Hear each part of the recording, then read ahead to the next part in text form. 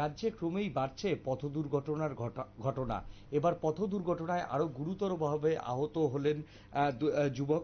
দুটি বাইকের মুখোমুখি সংঘর্ষে আহত হয়েছেন তিনজনকেই অবস্থার অবনতি হওয়ায় জিবি হাসপাতালে রেফার করা হয়েছে। একজনের শারীরিক অবস্থা আশঙ্কাজনক। বুধবার দুপুরে বিশ্রামগঞ্জের দেওয়ানবাজার এলাকায় এই দুর্ঘটনাটি ঘটে। এই দুর্ঘটনাটিতে আহত হয়েছেন মনিরাম দেববর্মা, নয়ন দাস, টিটন দাস। প্রত্যক্ষদর্শীরা ঘটনাস্থলে ছুটে আসে এবং সামনেই কর্তব্য পালন করা অবস্থায় ট্রাফিক পুলিশে খবর দেয়। বিশ্রামগঞ্জ অগ্নি নির্বাপক দপ্তরে রাস্তায় রক্তাক্ত অবস্থায় পড়ে থাকা আহতদের উদ্ধার করে দ্রুত নিয়ে আসা হয় বিশ্রামগঞ্জ প্রাথমিক স্বাস্থ্য কেন্দ্রে। আহতদের অবস্থা আশঙ্কাজনক দেখতে পেয়ে কর্তব্যরত চিকিৎসকরা তাদেরকে আগরতলার জিবি হাসপাতালে রেফার করে দেয়। কি উঠে এসেছে দেখুন। একজনের নাম নারায়ণ দাস আর একজনের নাম মনিরাম দেববর্মা। এটা তারা কন্ডিশন কি? তারা সবাই সিরিয়াস, তাই রেফার করেছে। হ্যাঁ, জীবিত।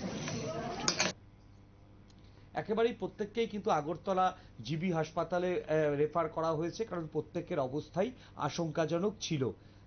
এখন নিয়ে নেব ছোট্ট একটা বিজ্ঞাপনের বিরতির পর আবার আসছি অন্য কোনো খবরে।